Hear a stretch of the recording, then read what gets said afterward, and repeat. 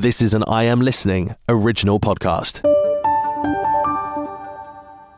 I think it was a desperation to show that we can do it, but it's not a way of doing it. It's not a democratic way of doing this. I agree with your observation. There's a lack of experience in running local governments. If you can't run a council, how are you going to run the country? That's the bigger question we should be asking. Welcome to the Kent Politics Podcast. In this week's episode, we hear how Reform UK's KCC leadership is facing the most serious crisis yet. There's renewed controversy over plans for homes on University of Kent land, and there were angry scenes as rival groups clashed at an anti-migrant demo in Medway.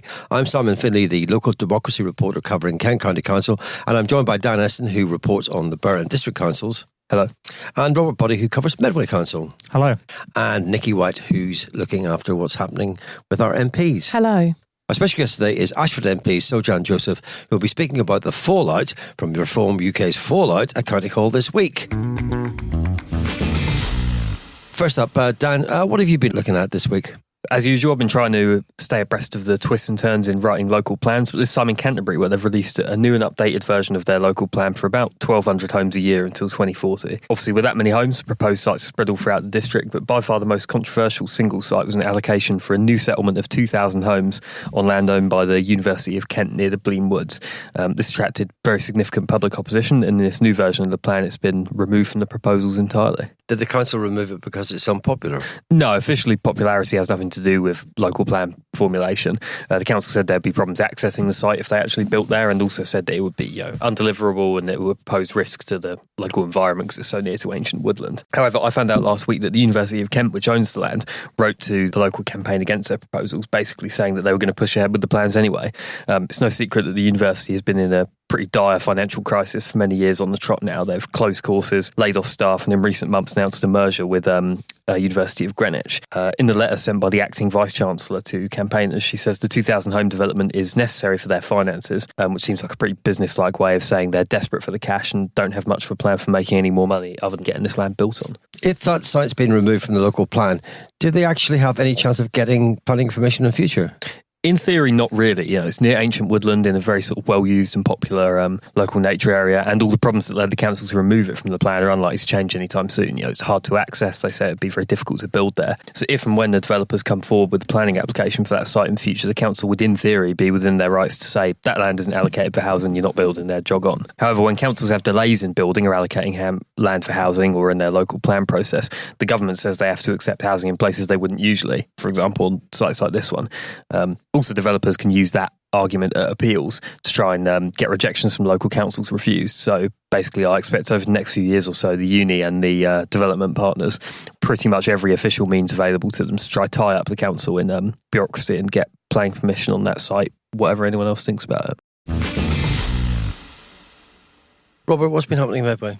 This week I've taken a leaf out of Dan's book and I followed the UKIP march which took place in Rochester High Street on October 18th.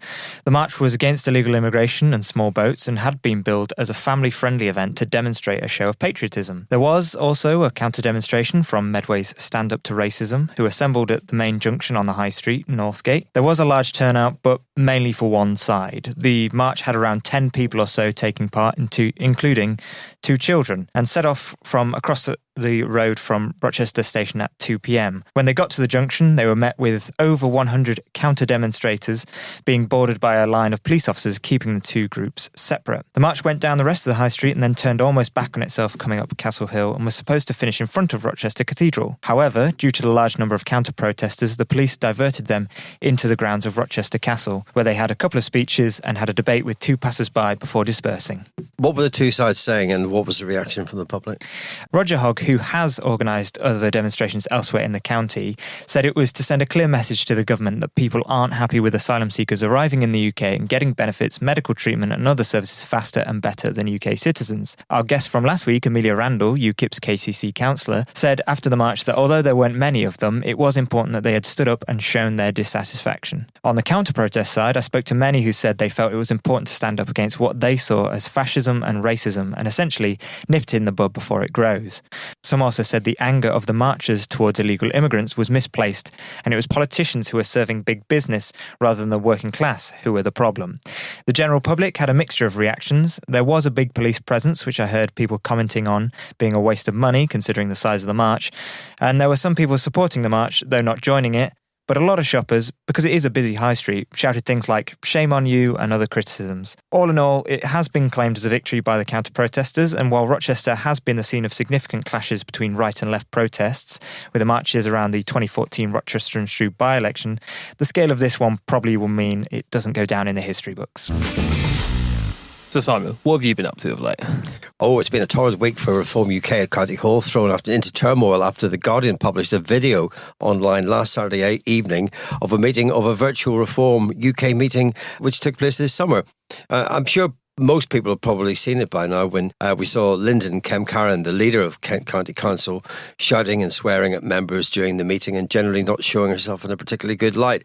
I mean, I won't dwell too much on the whys and wherefores of the content of the leaked video, but what it has set in motion is a whole train of events. Firstly, within a couple of hours, we were able to disclose a very strongly worded statement sent to members from Linden Kemkaran saying that the people suspected of the leak were cowards, that they were foolish, and this was an act of treachery. She also said that a thorough investigation was underway and the culprits would be drummed out of Reform UK and that they would have no political future.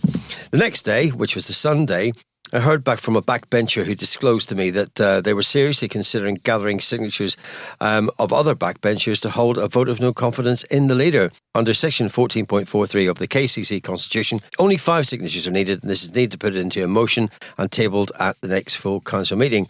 This is in theory could happen in a matter of weeks. Anyway, that was the Sunday, and then the next morning, the Monday morning, we heard that 4 councillors had been suspended on suspicion of leaking the video. They were Maxine Fothergill, Paul Thomas, Bill Barrett, Oliver Bradshaw, who were all elected in May. Now, Councillors Fothergill and Thomas both said they were innocent. Councillor Barrett said he wouldn't comment, and Councillor Bradshaw was approached but we couldn't get hold of him. There were dramatic scenes at County Hall when Maxine Fothergill was removed from the chair of a panel that morning and fled the place in tears, having surrendered her laptop to the IT department. And there was quite a flurry of activity, particularly amongst the journalists, although most of the cabinet who were floating around saying nothing. But they were friendly enough. And then the next day, which is the Tuesday, Linden Kemkaran, on the advice of Reform HQ, sent out a note asking members for their written support. I mean, this also got leaked. The pledge read, "We the undersigned," etc., etc. Leading, this is quote, leading a large group of newly elected county councillors was a huge task in itself.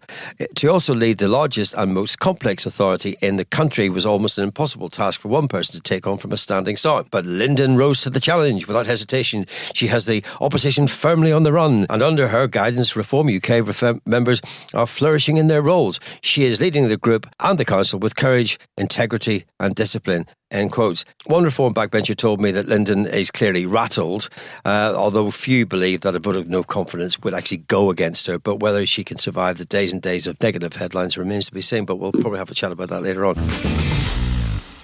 Nikki, what's been happening down your way with the MPs? No surprises this week, Simon. After the video of that chaotic Reform meeting was leaked and the fallout escalated, 7 Kent MPs got together and demanded that Linden Kemkaran quit, while an 8th labelled her behaviour as unacceptable. In a letter sent to Reform leader Nigel Farage, the Labour MP said Councillor Kemkaran was clearly not up to the job, and they expressed deep concern at the ongoing situation. Now, they've called on Mr Farage to join their calls for her resignation. I'm not sure how they'll get on with that, but we'll see. The letter said that swearing and berating other councillors was not only deeply unprofessional, but undermined respect for those in public life and service. Now, for those that don't know, the letter was signed by Polly Billington, Jim Dixon, Sojan Joseph, Kevin McKenna, Tony Vaughan, Nashaba Khan and Tris Osborne. And then also independent MP Rosie Duffield, who represents Canterbury and Whitstable, she also joined in the criticism, and she described the footage of Councillor Kemkaran's stonewalling questions as completely unacceptable. There wasn't much sympathy, was there? No, not really. I mean, the MPs did acknowledge that running a council is hard, but said if you can't handle the pressure without losing your cool, then it's time to step aside. They also added that they felt that the people of Kent deserved better. But as they pointed out, it now means Reform UK has lost 7 Kent councillors since May for one reason or another, and that's more than one a month since they've been in power, and that's not a good record. OK, thank you very much, Nikki. Is there a topic that you would like to be discussed on the Kent Politics podcast? Perhaps you've got a question for one of our panel, or you'd like to comment on a hot topic in local or national government. Get in touch by emailing or sending a voice note to kentpoliticspodcast@thekmgroup.co.uk. Ashford MP Sojan Joseph was one of 7 Labour MPs from the county who wrote to Reform UK leader Nigel Farage following the video's release. So they think that Linden Kemkaran should leave her position as KCC leader. So, Sojan, thank you very much indeed for joining us. Thank you, Simon. Thanks for having me. Excellent. Thank you very much indeed for coming on. What made you decide to write to Nigel Farage, and have you had a response yet? No, we haven't got a response yet. See, Simon, the reason I put my name to that letter is same like all other Labour MPs who put their name, is because we want things to get better in Kent. We got elected back in July. People had enough of a long Conservative government in Westminster and long Conservative administration in Kent. The people wanted to see the change, and we are trying to make changes so that will have an impact on people's life. KCC is a local authority who needs to deliver some of those changes. For example, social care, school, bus services, potholes. And what we're seeing is they're infighting. Their priority is something else. So that's why I put my name onto that letter asking Nigel Farage to step in and take some action. So, in reality, isn't this just a bit of a political stunt? Why would or should Nigel Farage listen to you and these other MPs? And if tables were turned, if Keir Starmer was getting letters from Reform MPs saying, "Hello, Prime Minister, will you please agree with me that the Labour leader of my local council should resign because they've had an embarrassing stunt?" Surely you would view that as ridiculous. No, it is not political stunt at all. As we know, when Reform got elected into KCC, Nigel Farage was down in Kent. Publicly addressing their councillors and their supporters, talked about we're going to have a Dodge in Kent, we're going to save lots of money. So he was actively involved in Kent politics. So as their national leader, we should write to him and get some attention from public and the wider Reform Party. So he should have some kind of accountability for what's happening in Kent. Do you think he's too involved with or too close to the Reform administration at KCC, given that while he's their party leader, he doesn't have any mandate to advise or be involved with KCC? Well, if you have listened to that video, it sounds like he is very much involved, because the leader of KCC was saying in that video that we need to make sure Nigel is happy with our decision we're taking. So I think that there is no democracy in Kent. The public elected their councillors, but looks like they're not able to talk or make their views heard. But the administration want to make sure Nigel is happy with their decision. I just wanted to ask you, Sojan, you probably saw the video probably around the same time as the rest of us on Saturday afternoon. What was your reaction when you saw it? Well, it's an absolute shambles. I was shocked to see that video. I would not want my leader to talk to me like that. I've been a councillor. As a councillor, you take the views of your the local members, the local public. So the councillors were trying to say, especially that meeting was discussing such an important meeting about local government reorganisation, and this is such an important matter for Kent. So they need to work with the district councils. But what we've seen is we know that they submitted their recommendation for a one unitary authority for Core Kent, which seems to be the councillors are not happy with, and not a single Kent resident will be happy with, because we have seen KCC as such a massive organisation not able to deliver for the Kent people. So that's why the local government reorganisation is such an important matter. I was shocked to see that video that there was no democracy in their party and there's no discussion. Well, having said that, Sojan, the County Council's network have actually agreed with Linden Kemkaran's stance that only a single unitary authority in a two-tier system going forward is the one that will actually deliver the government the savings your government wants. Well, I don't agree with that. The idea of one single large unitary is too big. geographically, Kent is quite diverse. The needs of people in Margate is different to the needs of people in Tunbridge Wells. The needs of people in Ashford is different to people in Canterbury. So I think it will be a disaster if you're going to have one large unitary authority. I mean, my background in health, working in mental health, I know that we have many deprived areas in Kent. Not every part of the Kent is the wealthy area. So we need to have 2 or 3 unitary authorities where we can deliver for the people. But I think the point I was trying to make, Sojan, is that the government, one of the reasons for doing it is to simplify local government and transfer more powers to local people, make the planning process a bit quicker. But it also is meant to save, I think, 2.5 billion over a 5-year period. But the experts in this, so the County Council's network, are saying that it can't be done if you want to have 3 or 4 unitary authorities within that system. So Linden Kemkaran, in that respect, as leader of KCC calling for a single unitary, is actually closer to the experts. The current system is absolutely not working. I agree with that, your observation on that. Yes, we have so many district councils. I mean, I was a councillor and I wanted to get a double yellow line done, the area I was a councillor for. So I had to go to the district council who sent me to KCC, and then KCC sent me back to the parish council, said this needs to be included in their highway improvement plan. So the current system is so complicated, it's not easy to navigate through. And it took 4 years to get a double yellow line in one of the roads. So the current system is not working, it's not delivering, it is too expensive. That's why the government want to reorganize local governments. But one single unitary is too big for Kent, as the reasons I explained earlier. Every part of the Kent is not same, so we need 2 or 3 unitary authorities. I know the money is one big factor, but I think more important, yes, we need to save the money. It's more than money. We need to make sure things are getting done for the people.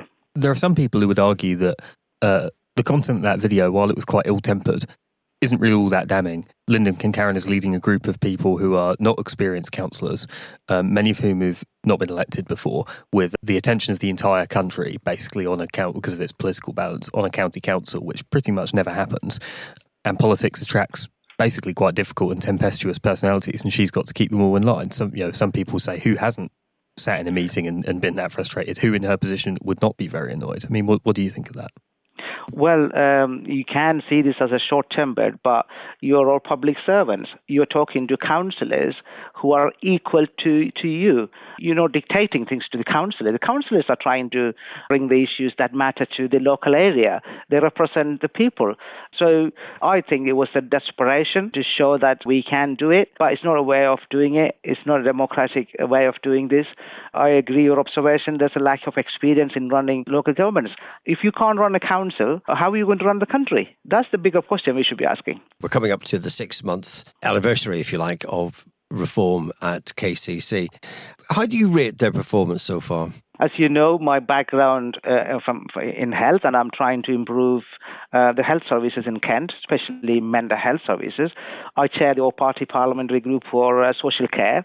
As of today, 61 patients who are ready to be discharged from mental health beds are stuck because of lack of social care provisions. 61 beds is almost 25% of total mental health beds available. So this has a huge impact on rest of the services. Hundreds of beds in other hospitals like William Harvey are blocked by patients who are ready to be discharged and can't leave because of lack of social care provisions. And this has a huge impact on the A&E services there. And we heard all over the news about they're using the coffee shop to put patients in. So social care is one of the areas. School provisions. You probably heard about lots of issues around Tilmington School in Ashford, where school was open with no provision for a walking path. Local bus services, the potholes. So the 6 months on, there were additional money was given for all these services. So I know 6 months is a quick time, and we can't expect everything happening overnight. But we need some actions, and that is what the administration should be explaining to us. That in 6 months, this is what's happening. We MPs are struggling to communicate with KCC, and I know the district councils are struggling to communicate with the KCC. We're not getting the responses back. We want to work with them to improve the services, but that's not happening. Sojan, surely it's not particularly reasonable to imagine KCC to have made much progress on this kind of thing only 6 months after election. They're dealing with 15 years of austerity, which ruins the budgets of local councils, ever bloating public sector costs, saddled with social care, which eats up, a gigantic amount of their budget. If the Labour Party had won the election in May and taken over KCC, surely you'd find yourselves in quite a similar situation. Do you really think there's any way they could have made noticeable progress on potholes and education and social care in 6 months in a authority which is as crisis-ridden as KCC? I agree with you, but you wouldn't have seen a meeting like what we saw the other day. So the Labour, if it was a Labour was in administration, we would have been working with our councillors, listening to the councillors, working with district councils, local MPs, other stakeholders, hospitals, ICBs. We would have been doing that. But that is what's missing here. This whole thing has been rumbling on now for quite a few days. How do you think the whole saga over the video will play out? Do you think Linden Kemkaran can really survive this? Well, public has raised their concerns, the media has raised their concern, MPs have raised their concern, and we are expressing our frustration that this is not what we want. We want a properly run council. So it is absolutely an internal matter to their party to select who their leader is. If the leader has enough support, it is their internal matter. But we want to continue to raise it, hold them accountable for running this council. We want to improve the service for the people. Sojan Joseph, MP for Ashford, thank you very much indeed for your time today. Thank you, Simon. Thanks for having me. Yeah, we should also mention that we asked Reform to put up a representative for interview today, but they declined.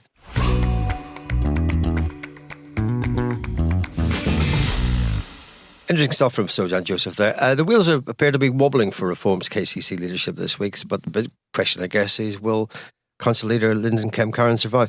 Dan, you've been watching this from afar. What do you reckon? Whether she'll survive or not, I have no idea. On the one hand, it would look atrocious for them to overthrow our leader so quickly. On the other hand, it already looks pretty bad anyway. But I do think it's interesting that obviously every other party is very keen to capitalise on this, and understandably so. But people are acting as if this is something special or unique to Reform, and as if this shows that they're sort of uniquely unsuited to government. But I think quite the opposite. It shows that they are a pretty normal political party like any others. Members of political parties really, really, really don't like each other. Anyone who's ever been to a political party knows this. Big parties often have factions. Their contempt for each other is often at least as strong as their contempt for other parties, because everyone wants to control the vehicle they're using for politics. And the reason why this kind of thing is embarrassing is basically just because of the language and the style of it, and her attempting to exert authority by swearing and raising her voice. But this kind of thing happens in other parties all the time anyway. It's just that those parties have had a century or more to develop these complicated internal languages of innuendo and euphemism and style, which is intelligible only to other party members, but express pretty much exactly the same sentiments. I think the only Linden Kemkaran's misfortune here is just for it to have been recorded and to have been caught swearing. I don't think the sentiment she's expressing or the relationships it expresses are in any way remarkable or unusual. But do you think she can survive? I really don't know. It depends how much of an appetite her flock have for regicide. Yeah. Okay, Rob, you've been watching it as well. What do you think? I mean, on whether she'll survive, I think she will. I don't think that there is a natural successor or an obvious successor at this point. She has the support of the National Party. Nigel Farage basically is close to put her in the job, basically. So I think from that angle, I don't think she's going anywhere. I'd slightly disagree with Dan in the sense of, yes, obviously other political parties have their own internal factions and have their disagreements. I think the thing about this is it's happened so quickly that, and you know, Reform has although, you know, obviously all parties have their disagreements, has generally a united front on what they're going to do. And the fact that within 5 months, already people are leaking things and trying to undermine Linden. There's no real other way to look at this other than somebody wants to get rid of her, which after such a short period of time... But I mean, the video, let's face it, the video was designed to damage her. Yeah, and so, I mean, what does it say about a party that within 5 months is already sort of, well, somebody obviously recorded that and put it in the back pocket, because it's not a recent video, it's from a couple of months ago, I believe. So somebody kept that in the back pocket. So already, even after a couple of months, somebody would think, I'm going to need something to take him. Yeah, I've been trying to read into the timing of it. Why then? And, why did The Guardian publish it on a Saturday afternoon? It just seemed there was no big vote coming up. There wasn't a by-election in the offing or anything like that. None of those things kind of made sense for the timing of it, unless The Guardian had been sitting on it for a while. That I don't know. Nikki, what do you reckon? Yeah, I mean, in terms of whether she'll survive or not, I think she will, and unless something else emerges, which it may well have done by the time this recording actually reaches air. I mean, she won't have taken on this job without realising it was never going to be an easy ride. There was always going to be some leak like this happen, I think, and her authority challenged, although like when, Rob says it's very early days for this kind of thing to happen. But when you're bringing together a new group of people, and a large group at that, who are all ambitious, you're going to have big characters to manage, but how you go about managing them, that's the big question. Now, let's be honest, we've all sat in meetings where the temperature has risen and maybe someone's let the odd swear word slip, but when those words are directed at people rather than policies, I mean, that's unacceptable. She knew from the start that reform leading KCC was going to set a benchmark for the future, and every little bit of what they do, and especially her role as leader, was going to be scrutinised. So they should have been making sure that whatever they did, it was done properly from the outset, and even beyond that, it was going to get scrutinised. Now, Simon, you've been hearing for a long time that not everyone in the party is happy, and now we've been able to see why. Still, if nothing else, it's shown us that the honeymoon period is well and truly over, although it seems it finished quite early on. And it doesn't really matter which party you're in at the moment. No leader seems to have 100% backing of their colleagues. It is quite difficult when you have got 57 out of 81. This isn't Parliament, this is Kent County Council. People do these jobs part-time, except if you're in the cabinet, in which case you're expected to do it full-time. But most people, it's a part-time thing that they do, for a small amount of money in expenses, but they have to fit it alongside a full-time job. Maybe you've got kids, maybe you've got, other responsibilities, caring responsibilities or other things, and you don't have a lot of time to do it. So if you've only got between, say, 20 and 30 cabinet positions to give out, they're still going to leave more than 20, 25 people who are not going to get cabinet positions or positions of authority. So it does leave quite a few people sort of kicking their heels on the back benches, which is what happened in the last administration, the Conservative administration, that after a couple of years, they weren't very happy and they started to make trouble for the leadership. In fact, there was a leadership challenge of Roger Gough, which he won. But it was interesting sort of parallels. If the question is, do I think she'll survive? I think the numbers show that she probably will survive, if indeed there is a vote of no confidence in her. Okay, that's your lot for this week. Thanks to Dan, Nikki and Robert for their contributions and our special guest, Sojan Joseph. Don't forget to keep an eye on Kent Online for the latest politics coverage, and you can also sign up to our politics newsletter by visiting kentonline.co.uk/newsletters, and don't miss KMTV's politics show every Friday at 5 p.m. and see you next time. Thanks for listening to the Kent Politics Podcast. Don't forget to check out stories throughout the week on the politics page of Kent Online. And you can watch the Kent Politics Show on KMTV every Friday at 5 p.m. or on demand at kmtv.co.uk. This has been an I Am Listening original podcast. For more information, head over to our website, im-listening.co.uk.